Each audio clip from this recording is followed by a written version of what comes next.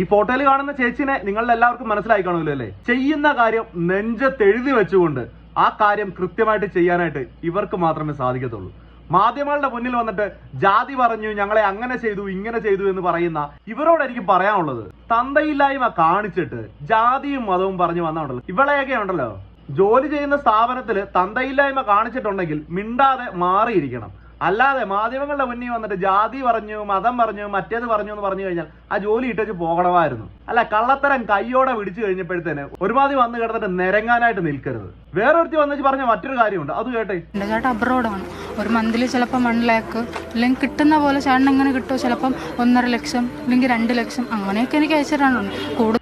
ചേട്ടൻ 1.5 ലക്ഷം 2 ലക്ഷം ഒക്കെ മാസം അയച്ചു കൊടുക്കുന്നവളാണ് ഈ വന്നിട്ട് നക്കാപ്പിച്ചയ്ക്ക് ജോലി ചെയ്യുന്നത്. പറയുന്നതിനകത്തൊരു ഉളുപ്പ് വേണ്ടേ?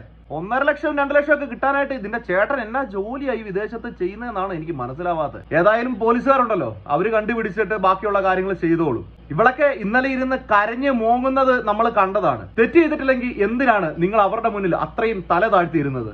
അത് മാത്രം മതി നിങ്ങൾ ചെയ്തിട്ടുള്ള തെറ്റ്. അത് ചെറുതോ വലുതോ ആയിക്കോട്ടെ, ചെയ്തത് തെറ്റ് തന്നെ ആയിരിക്കണം.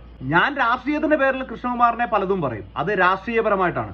പൈസ ഇൻവെസ്റ്റ് ചെയ്ത് അതിലേക്ക് നിങ്ങളെ പോലെയുള്ള കുറെ സ്റ്റാഫിനെയും വെച്ചുകൊണ്ട് അയാൾ ഒരു സ്ഥാപനം മുന്നോട്ട് കൊണ്ടുപോകണമെന്നുണ്ടെങ്കിൽ അതിൽ എന്തുമാത്രം ബുദ്ധിമുട്ടുകൾ ഉണ്ട് എന്ന് ഇതുപോലെ ഊമ്പിച്ചിട്ട് പോകുമ്പോൾ നിനക്കൊന്നും മനസ്സിലാവത്തില്ല.